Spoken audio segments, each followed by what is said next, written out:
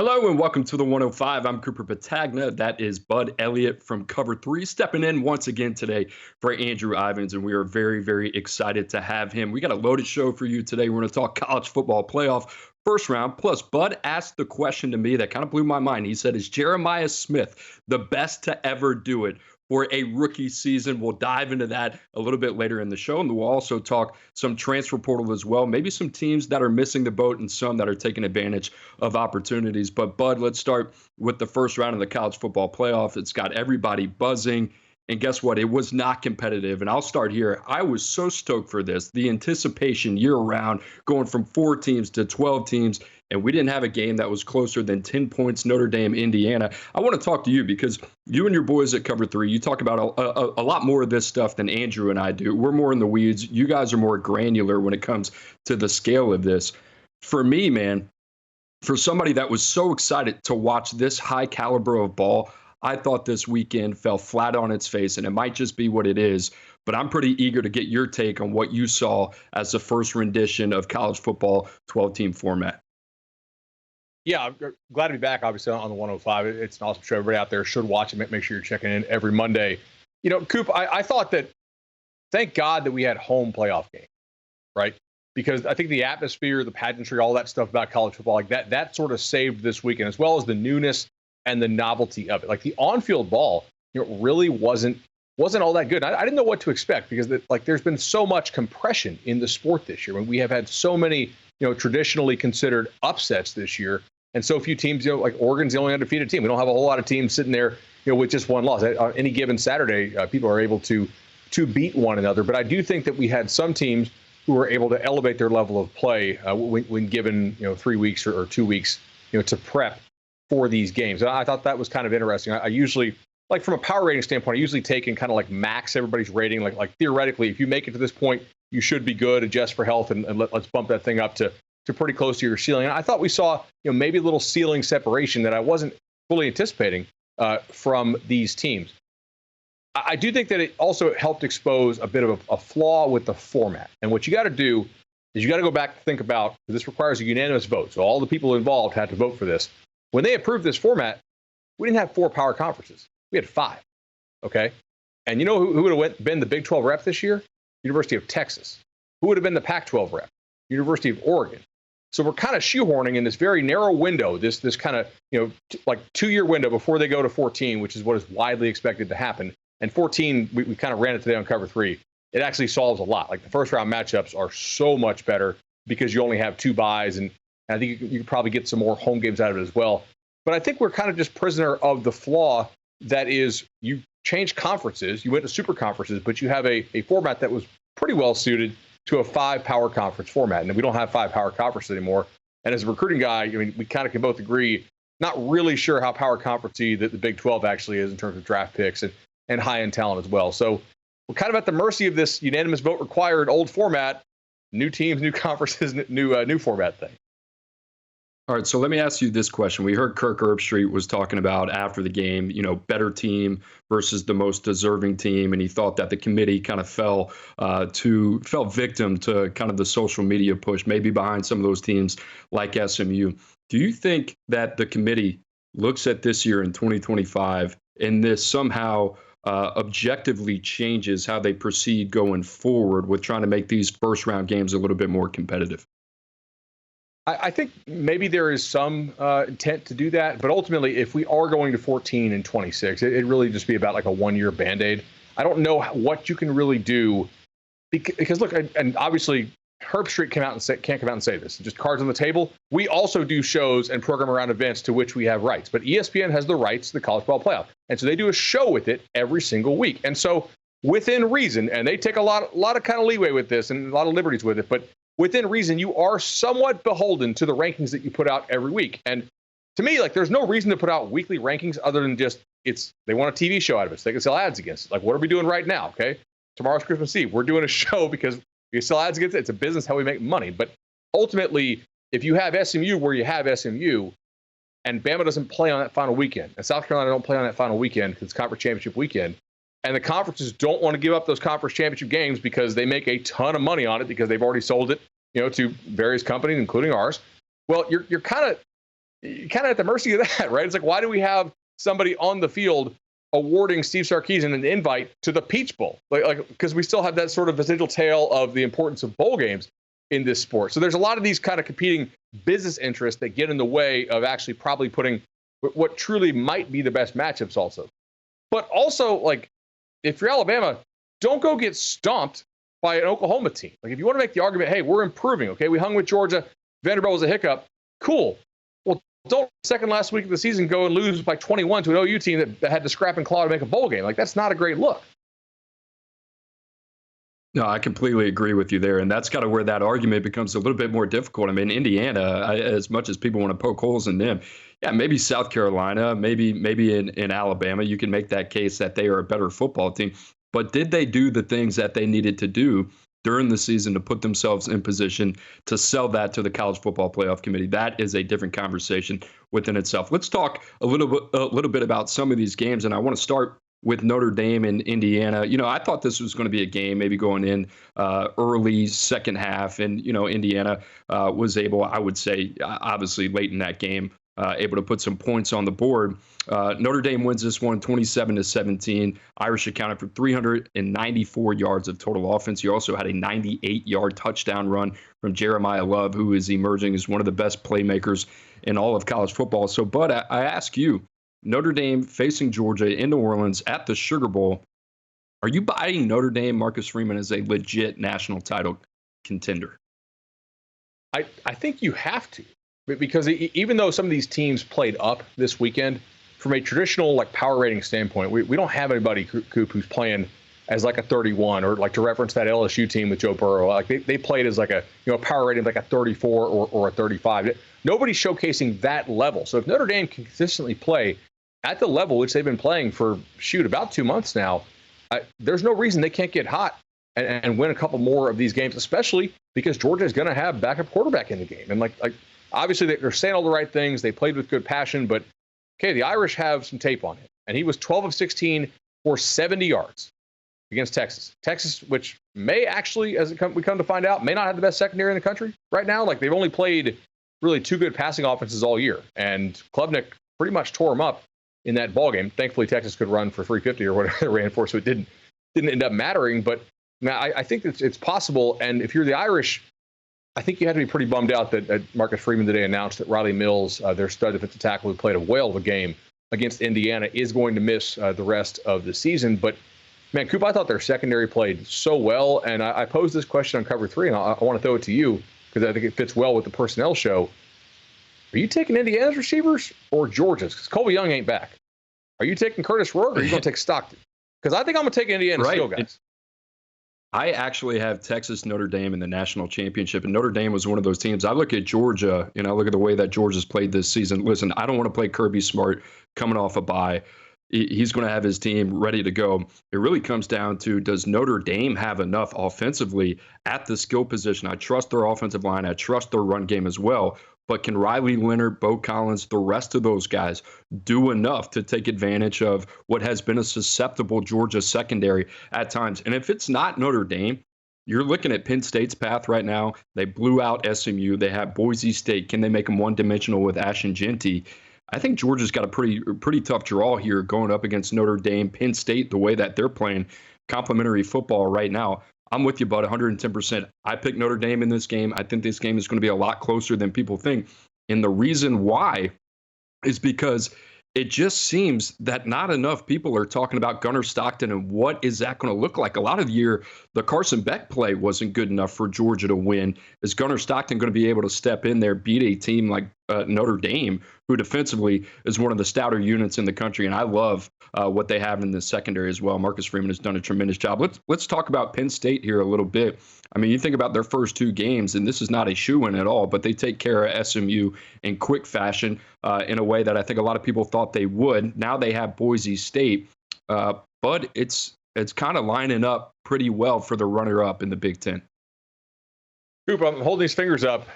That's 3. I'm being generous. I'm going to round up that 2.6 PFF grade that SMU's left tackle had when he was trying to block Abdul Carter. That didn't go so well. It turns out if Missouri plucks your starting left tackle off the team right before the season, in the later transfer portal window. You may not have a stud backup who's ready for the college ball playoff, and SMU certainly did not. So 2.6 would round up to 3.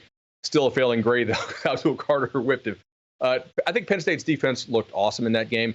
They did a great job of confusing Kevin Jennings. Really, like anytime his first read wasn't there, it looked like panic mode. And granted, part of the panic was because Penn State was on him and on him quickly. I am a little concerned about Penn State's offense still. That Oregon game stands out as a bit of an outlier. And SMU's defense, I know, has some good players, but they're not necessarily the same level of player as maybe Penn State will face, in the next few rounds. Although Boise perhaps different, but they're going to have to score more like they did against Oregon than they did offensively against that SMU team if they want to win more than one more playoff game. But I do think they have enough to beat Boise. All right, bud, real quick, vibe check on Texas. I think a lot of people said, all right, it's going to fall on Quinn Ewers' shoulders if Texas will advance all the way through the bracket into a national championship. A lot of people think that they have enough defensively, and so do I. I think Cade Klubnik, Clemson, was able to maybe kind of poke some holes in a little bit of that. But what's your feel on the Longhorns as they head into this matchup with Arizona State? I think matchup is the key word. I think it's very matchup dependent. With Arizona State not having Jordan Tyson, that to me is a big deal. It is hard to run the football consistently on this Texas team. I know ATN did some for UGA for a little bit, but ultimately they are pretty stout against the run. They have a legitimate pass rush. I think they can get past Arizona State. The one thing is, like, Arizona State, they scrap, man. Like, they are legitimately feisty. There have been multiple games this year where, like, okay, they're done, they're getting blown out, including, like, that weird road game on short rest. They had to go play at Texas State against a pretty good, Texas State team, at least at the time, before some injuries beset them under G.J. Kinney. So, like, they came back on that, didn't panic, and that's for me, like, the hallmark of that team. I think they're really well coached on both sides of the ball. They find a good way to get the ball in their playmakers' hands with matchups. And Brian Ward is somebody who just keeps popping up in my numbers. Like, their defensive performance relative to their talent score continues to be very impressive. Like, I don't know anything about this guy last year. I did some research on him. That's kind of I'm surprised he doesn't get mentioned a little bit more. So Brian Ward for Arizona State does a good job. But let me ask you this. What would you take? The Texas starting defensive line or an all-star team of the 4 best defensive linemen you could make out of the entirety of Arizona State's schedule? Oh, wow. I think I'd still go with Texas. I love what they have up front. I mean, I think that's kind of, Trey Moore, Colin Simmons, Broughton, the way those guys are playing. I mean, they're pretty tough. I think the fact that you even have to think about it, like, even if you decided to go with the Arizona State schedule side, that says something. And I think there is like they don't let lightweights fight heavyweights type difference here. So we will see how Arizona State holds up against that Texas front. I'm excited about that one. Also excited to talk about Ohio State, which we'll talk about after the break. And like I said, Bud Elliott is asking the question, best freshman season ever in college football for Jeremiah Smith? Question mark. We'll get to that right after the break.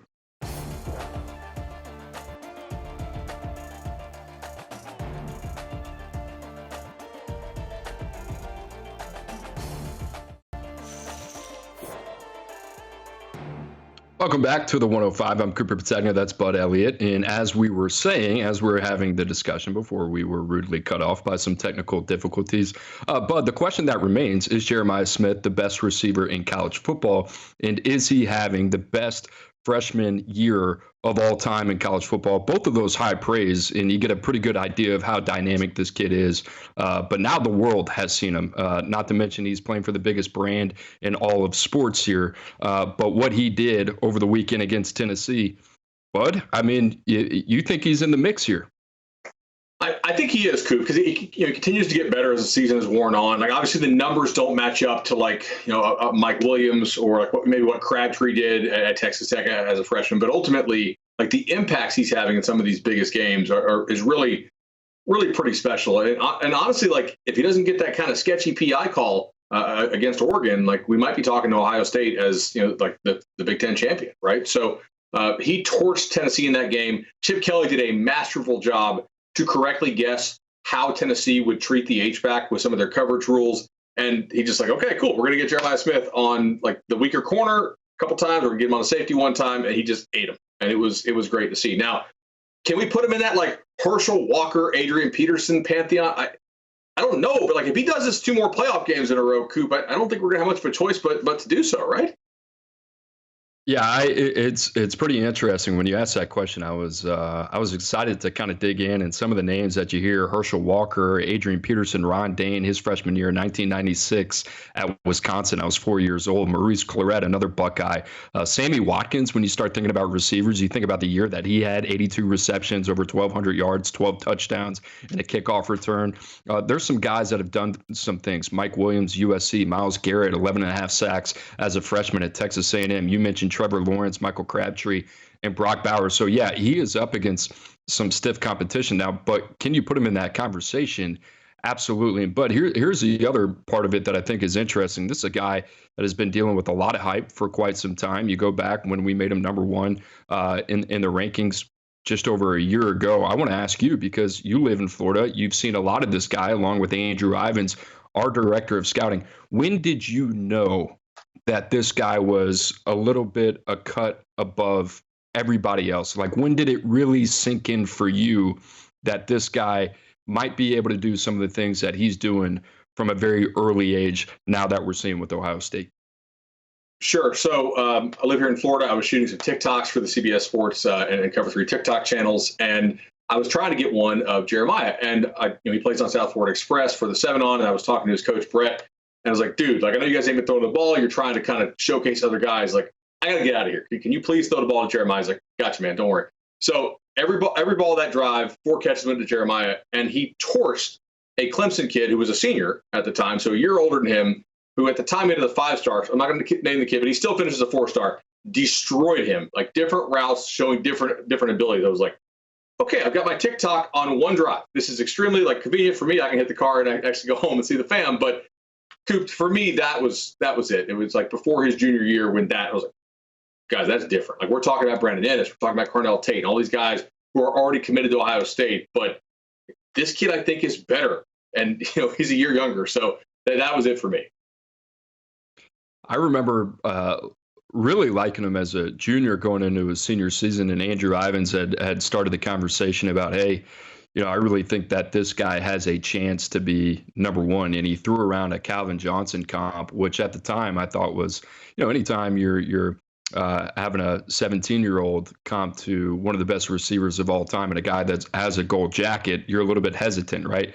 And then as a senior, Andrew always goes back to this game. I remember watching this game and thinking, wow, this is kind of what did it for me. But that game against Bergen Catholic that he had 17 receptions, 320 yards, 3 touchdowns against a really legit team there in New Jersey. You watch him play that game, and it wasn't just gimme plays.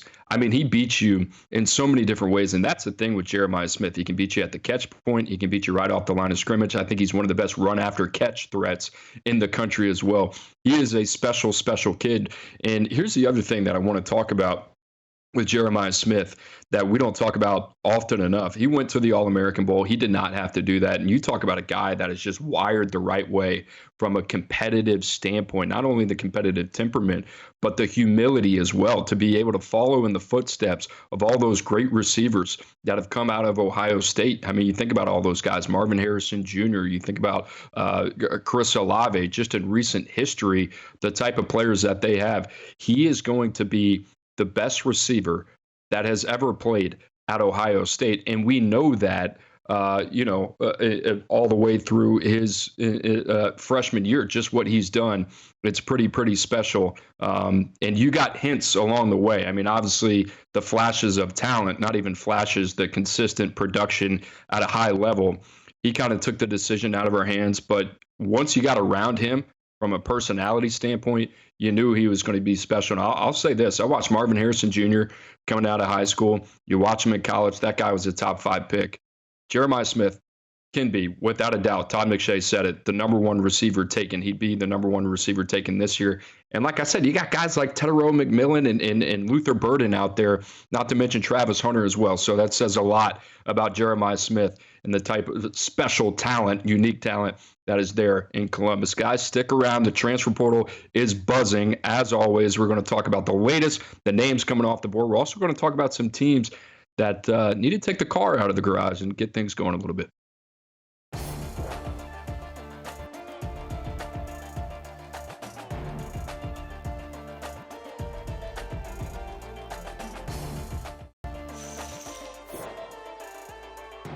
Welcome back to the 105 and one of our favorite topics that we love to talk about, at least over the last 2 weeks, as Bud and I's budding friendship here has been going. The portal. We love the transfer portal, and Bud, it keeps us busy because there's a lot to talk about. And one of the best players in the portal, guess what? He's off the board. Eric Singleton, the number one receiver in the transfer portal from Georgia Tech, has now landed at Auburn, and Auburn's got a top 5 transfer portal class.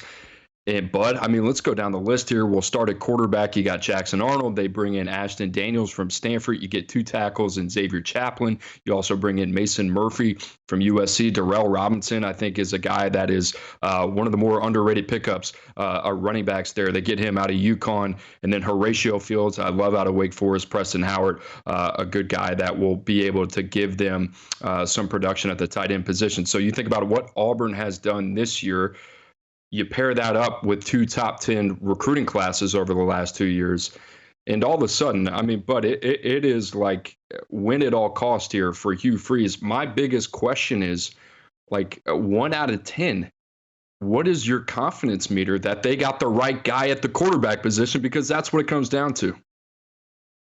So are we going to grade this on a curve, like who they got out of who was available, or just who they got compared to historical standards? I know you're an analytical guy, so you can throw in the curve. But right now, just for our viewers, let's keep it simple. 1 out of 10. I need a whole number, no decimal points or anything like that.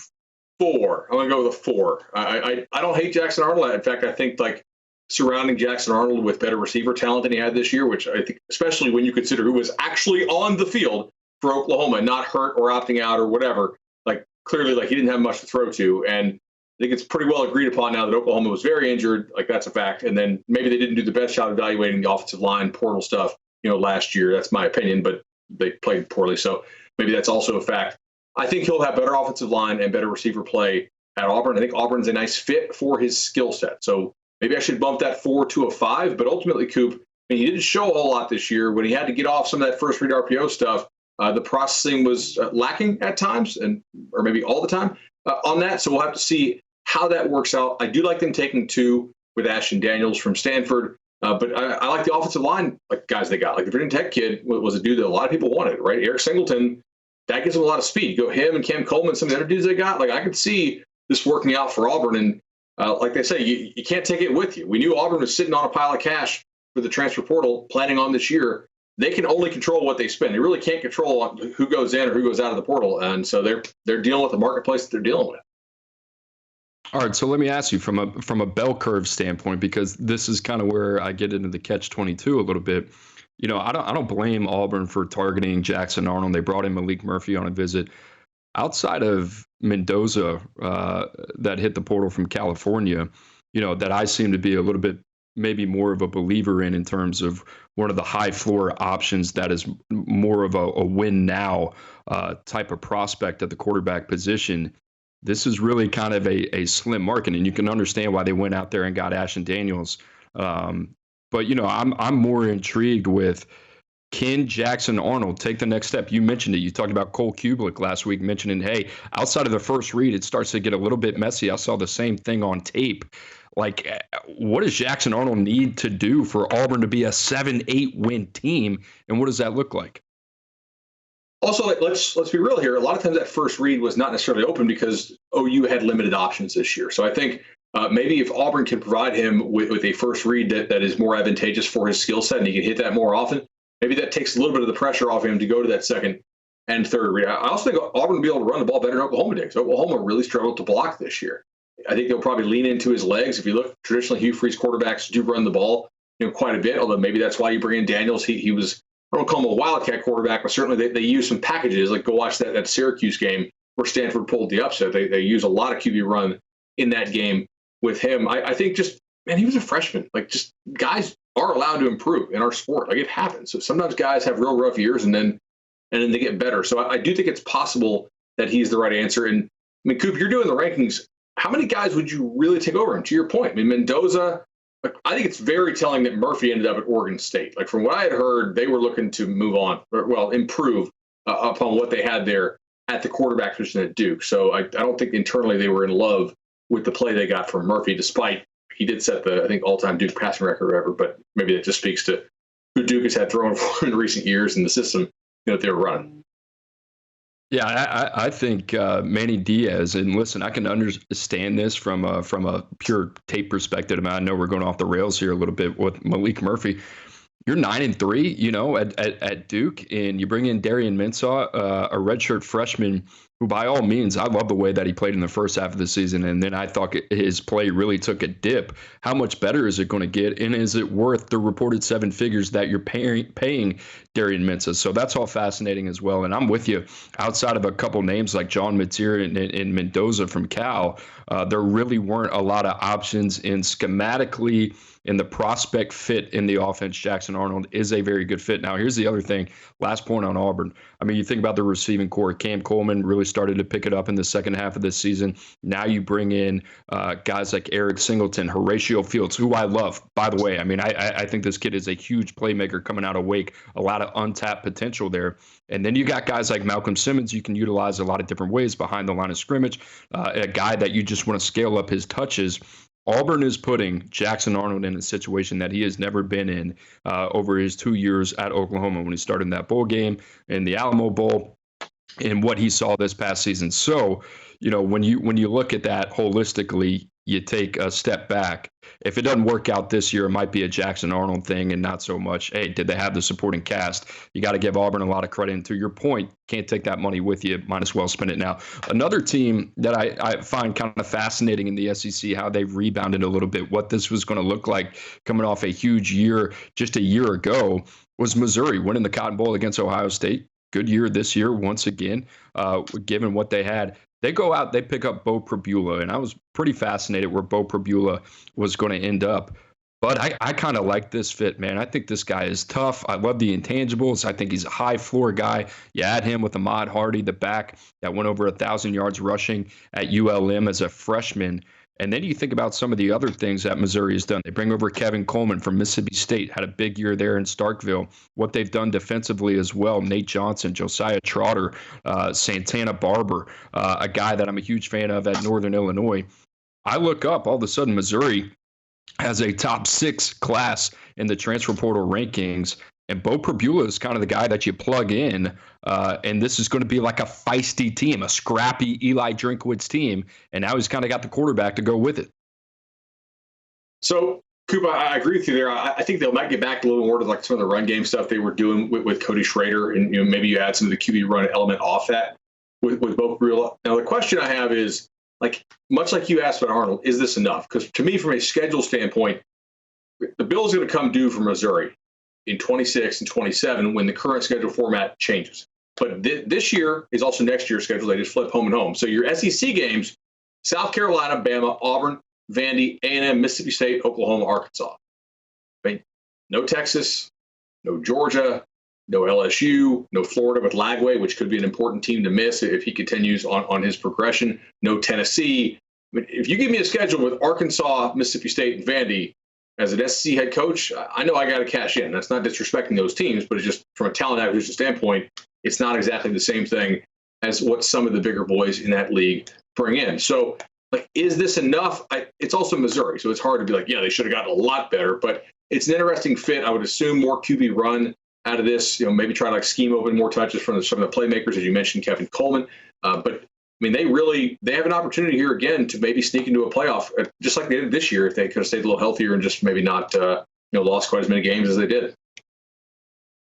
All right, real quickly, let's talk about a team that you are very familiar with. Let's talk about Florida State. I think one of the more interesting teams to watch this offseason, given what took place on the field in a must-win for Mike Norvell. They got to get right.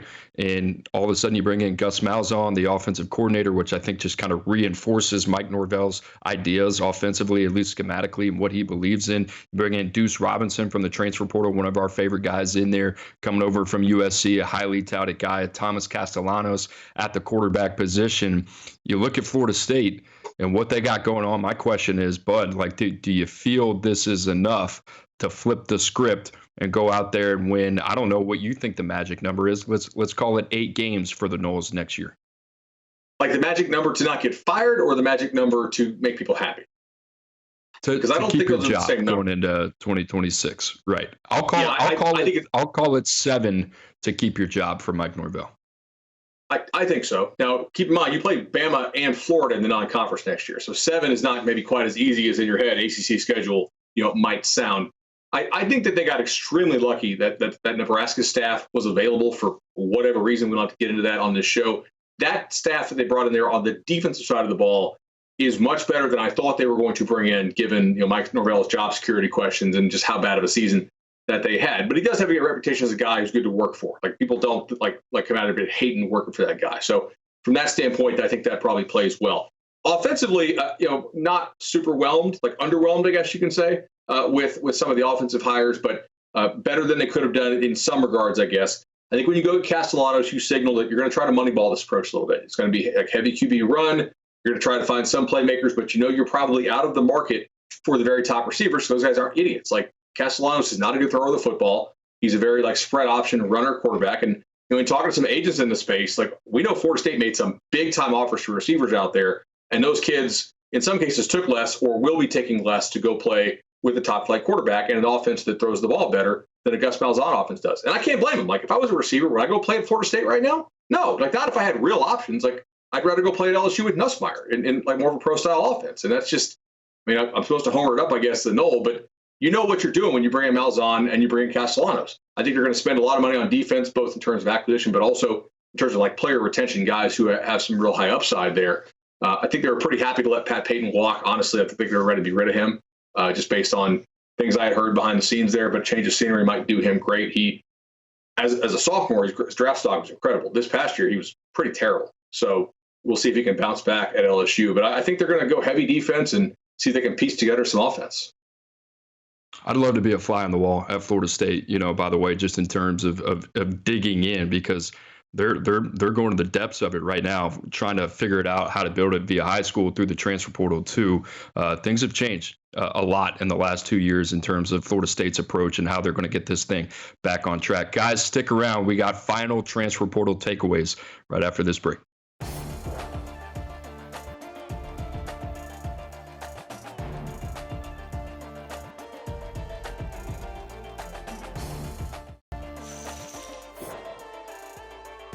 Welcome back to the 105. Time for some more transfer portal talk.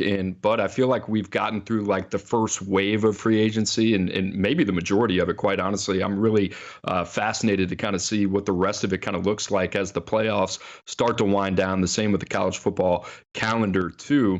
But most of these guys are starting to find homes. And as these players are pouring in with commitments, so the grades are as well. And just like we all expected, Joey McGuire and Texas Tech are sitting atop the transfer portal rankings for 24/7 Sports.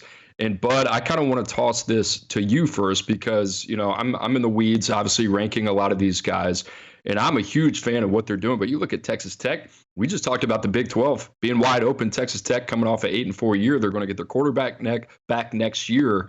Then you look at some of these additions. This is not just sneaky. This team is 1 or 2 wins better. I mean, we're looking at 13 legit possible new starters with draftable grades. They are doing work, and I'll get into that in a minute. But what does that mean to you? I mean, Coop, if you're in the Big 12, why not spend? Who is the team standing in your way to which you're all right, no matter how much we spend, we can't get past them? Is there a team in next year's Big 12 that you're yeah, that's for sure a top 15 talent or power rated team? I don't think so. And so for every little marginal addition that you make to your roster, every little kind of micro improvement, some of these aren't micros, some of these are pretty huge, but I mean, it makes you that much more likely to contend for the conference. They play Utah, they play Oklahoma State. There's no guarantee those teams bounce back. I mean, probably will, but we don't know that. UCF has a new staff, right? West Virginia has a new staff. Kansas State probably going to be pretty good, but we don't know that, right? Houston maybe a little improved. It's a very winnable schedule for Texas Tech next year in what is kind of a pivotal year, I think, for Joey McGuire, a team that this year didn't quit, which I easily could have with how they started at times. But, man, I was fairly impressed with what they did here in the portal. And I think some of these guys, they're in that kind of sweet spot. A lot of these guys can't go play at Ohio State. They can't go play at a Georgia, but they sure as heck can make Texas Tech's roster a lot better. I think they've gone and done that. I love the Lee Hunter get, by the way. This guy's money year, right? This is going to be his play for a check year. That's big. Well, and here's the other thing, bud. I'd push back on this, man. I mean, you look at some of these guys and where they're coming from, and look at their eligibility and what they have left. Excuse me. Quentin Joyner, originally from the state of Texas, he comes over from USC, was kind of the second man behind Woody Marks there, who transferred in from Mississippi State. Reggie Virgil, they get from Miami, Ohio. Big target, I like on the perimeter. They needed to get better there. Hunter Zambrano, maybe one of my favorite guys in the entire cycle, comes over from Illinois State, can play tackle, guard, center. I love the position flex. Probably going to be a late day 3 guy, but they get a starter there. They get another tackle from Miami, Ohio, that I think is going to kick over to the right side, and a guy that I like, big, strong, 6'8" frame, powerful at the point of attack. Howard Sampson comes over from North Carolina, another guy that has that same type of size and physicality at 6'8 plus. This Terrence Carter kid, let me tell you about this kid from Louisiana Lafayette, one of my favorite guys in the cycle. I mean, you talk about an H-back that can do a lot of different things. So they're creative. I mean, you can see the excitement here that I'm talking about with what they've done. But it's fascinating to see a team that is so well prepared going into the offseason. And some of these other guys, you talked about Lee Hunter, they were able to get Romello Height, one of the top pass rushers in the country, Bryce Pollock coming over from Mississippi State. And I'll say this about the transfer portal. A lot of these guys, especially in the SEC, we always talk about the transfer portal, the familiarity, in the SEC. A lot of it comes from advanced scouting. They're scouting each other's teams throughout the entire season. So to get a guy out of that league like Bryce Pollock, I think that says a lot. Amir Boyd Matthews from UTEP, I'm a huge fan. And then Cole Wisniewski, I always talk about out of North Dakota State, the FCS All-American. But, Bud, you made the point. The Big 12's wide open, and I'm starting to see this kind of effect here with some of these teams. It's like, okay, we have a window. Nobody else is doing it. We might as well go do it. They've obviously this is not something where, okay, we're flush with cash and we're going to go be irresponsible with it. They've been calculated with every move that they made. And like I said, you're talking about 13 potential starters here, impact starters for Texas Tech.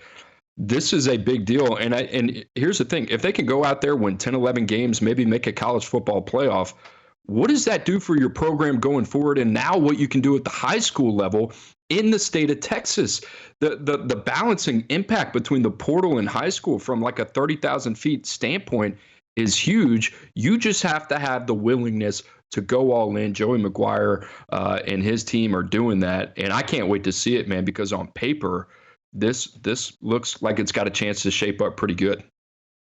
And Coop, this is a bit of like a meta discussion, but ultimately, unless you think your coach has just been tuned out by the players and like the message is now falling upon deaf ear, or if you think like maybe that he somehow lost the ability to coach completely, shouldn't you just be investing in your roster and kind of like think, okay, here's what we thought about this coach 18 months ago. We loved him. We gave him an extension. Now we think he can't coach at all. Like what happened? Did a lobotomy or something, or maybe like he had some bad luck, maybe some bad evals. Like I think Florida was smart to do this with Napier too. Like spend the money on the players because the players are for the most part kind of what controls the game, especially as you mentioned there with the opportunity that they have that really every team in the Big 12 has because there's just nobody who's going to blow you away with talent. Like at this point, if you're a Texas Tech fan, I think your baseline for next year is probably, hey, we expect to make the Big 12 title game, right? Like you expect to be one of the top 2 with all the spending they're doing in the portal and to add what they already had, which wasn't a terrible roster. Like they had some bad luck this year with some injury stuff, but get the quarterback back. I kind of like this. Yeah, they should be with what they've done with this roster and what they got coming back, they should be the Big 12 representative next year. And that's the way that they should look at it, right? And that's where you want to be. You want to be in that conversation. But we were scheduled to talk LSU. We've talked LSU a lot. I want to talk about another team in the SEC. Let's talk about Mississippi State. You talk about one of the top transfer classes according to 24/7 Sports. Mississippi State, I find this fascinating because the job that they have done, they go out to get Luke Kromenhoek from Florida State, put in a position where he had to play early. It ends there. The Luke Kromenhoek era is one and done in Tallahassee. You also go out, you get guys like Jalen Smith from Tennessee, Red Hibbler, Manning from Old Dominion, the safety I love, Darian Goulet from Texas, Malik Silla from Texas A&M, Brennan Thompson from Oklahoma, Jeray Bledsoe from Texas, Colby Keenum from Kentucky. I talked about that advanced scouting and these teams having the familiarity with each other. That's what we're seeing in Mississippi State. Mississippi State more than likely would not be able to acquire 7 out of 8 of those guys via high school. What they're doing here right now, nobody's really kind of paying attention to them. I love it. I love the way Mississippi State is kind of putting this together, because why not if you're them? And I kind of like the way that they're kind of, you call it money ball approach. I think they're card counters here. And I'm excited to see kind of what Jeff Levy's got cooking up over the next couple of years. Now that he's got Luke Kromenhoek to kind of run the show, but 2020, I'm excited about Mississippi State. I'm glad you mentioned 26 because the SEC really screwed Mississippi State on their 24 and 25 schedules. Ole Miss at Missouri, Georgia at Arkansas, Texas at UF, that's with Lagway, at A&M, host Tennessee. And by the way, in the non-conference, Arizona State, a team that's still playing here deep into December. So if I'm Levy and my agent, I'm like, hey, you see this? Because I see this. We're building towards like 26, 27. And I like that a lot of the guys they took here, at least in theory, are multi-year guys, Coop, like something they can build towards. Is Kromenhoek going to save them this year at 25? Probably not. Like, he had some really nice stuff for FSU. He was also really rough in some areas. But I love the upside there. A player that you mentioned, they probably can't acquire in the high school market in most seasons. But could you build towards something in 26? Could you put together, have an easier schedule from the SEC in 27 or something like that, and maybe have a special year by Mississippi State standards? I think it's possible if Levy really does a great job here and continues to bring in talent. No, I'm with you. A couple other final thoughts before we get out of here. Oregon getting it done, the most active team in the college football playoff and in the transfer portal to still be in it. I think you look at Florida, I thought they were going to be a little bit more aggressive. Wisconsin looking to get back on track. Colorado, I think they know who they are. Keep an eye on Belichick as well. Guys, we appreciate you joining us as always. Reminder, you can find us every Monday and Wednesday. Monday, CBS Sports Network. Wednesday on the 24/7 YouTube channel and wherever you find your podcast. Guys, we appreciate you listening. As always, have a very, very Merry Christmas. For Bud Elliott, I'm Cooper Patagna. See you next time.